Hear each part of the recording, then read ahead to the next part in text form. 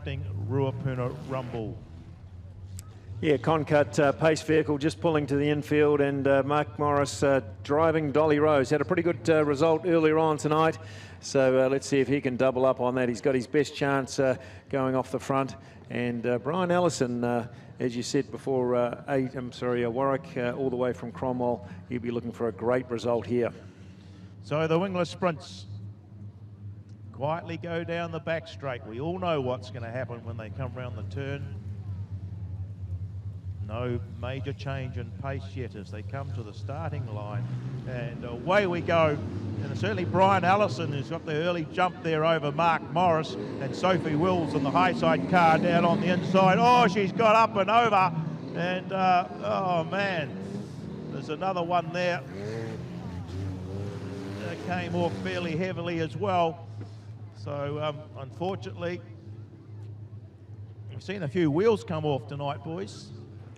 Yeah, it was Sophie Wills getting hooked up there with Mark Morris, and both of them not backing off. We all know that the V6 wingless sprints get all their passing in the first couple of laps. So Sophie putting a foot right up it, and those cars locking together.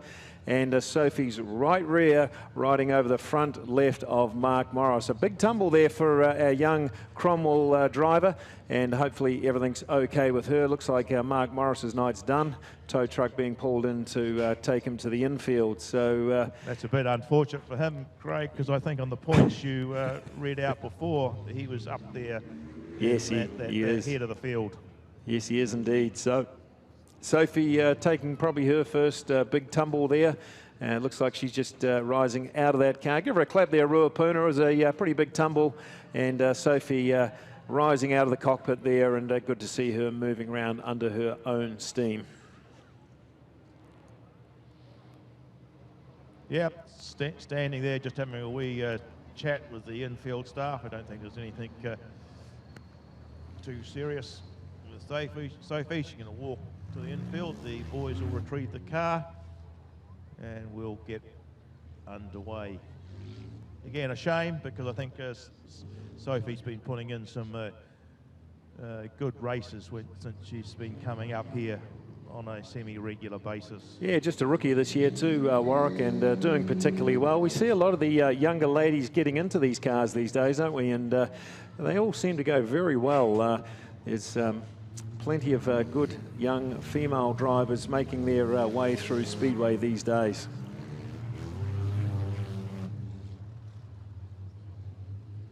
Well, there's some valuable points on offer here.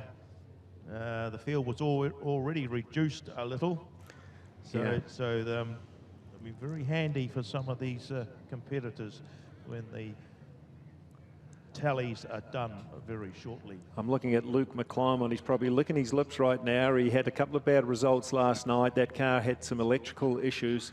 We know he's up and running now. And you mentioned it before, Warwick. He may not have got enough points from yesterday, but he's won a race, and my money's on him to win this race as well. So he's going to put himself right up into the top end of that V6 wingless sprint rumble.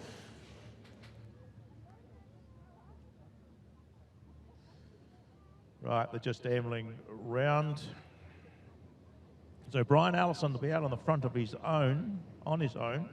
Luke McClymont will have to leave a good car length between him and Allison, because there's no one on the second row now. And Laurie Pedersen can sit quite nicely outside. So they've picked the pace up and they've got underway in this penultimate heat of the Smith Contracting Wingless Sprint Ruapuna Rumble, as Brian Allison from Luke McClymont has got himself away down there, out in front of the field. Local man Andrew Marker in the 51 holds that third position as they come through, and then in behind the 66 of Dwayne Cracknell, then Sam Johnson and Kane Jemmett. We certainly go back to the front of the field and have a look at the battle that's going to ensue there. Brian Allison just moved out a fraction too wide, and Luke McClymont said thank you very much, and he came through. Allison holds that second. Andrew Marker sticking tight on the pole line. holds that third position from Dwayne Cracknell in the 66A car. But Luke McClymondt, having sorted those issues, is back on the form. We saw him on every other visit he's had down here. And he's going to certainly make the rest of them work for it. Brian Allison comfortable in that second position. Can Andrew Marker get the Jemmetts Power Tools number 51 up a little bit closer and add a few more points for himself? Dwayne Cracknell in that fourth position. Just keeping the throttle down on these cars. Sam Johnson, followed by Kane Jemmetts. So very, very professional in this particular heat. Just have to just watch the boys doing their work. No one gaining anything on anybody else. If anything, McClymondt could be just stretching his lead slightly.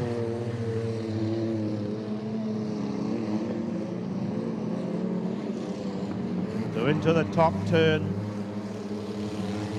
McClymont's got about half a turn lead over Brian Allison. Just watching up there, I see the flag man's just gone for the white flag. So Luke McClymondt comes around. He'll pick up the white flag. He's got one more to go before he'll bag maximum points for this heat. Brian Allison in that second position from Andrew Marker. Can't seem to make anything stick to get it closer to him. But it will be Luke McClymondt who'll take out this heat of the Ruapuna Rumble. Brian Allison comes home in the second position from Andrew Marker. Dwayne Cracknell takes the fourth spot from Sam Johnson, and Kane Jemmetts rounds out that field. Yeah, well, he did it pretty easily, Ruapuna. Luke McClymondt returning to premier status with his win here. The second win tonight for the V6 wingless sprint. A pretty good lap time, 16.04 seconds.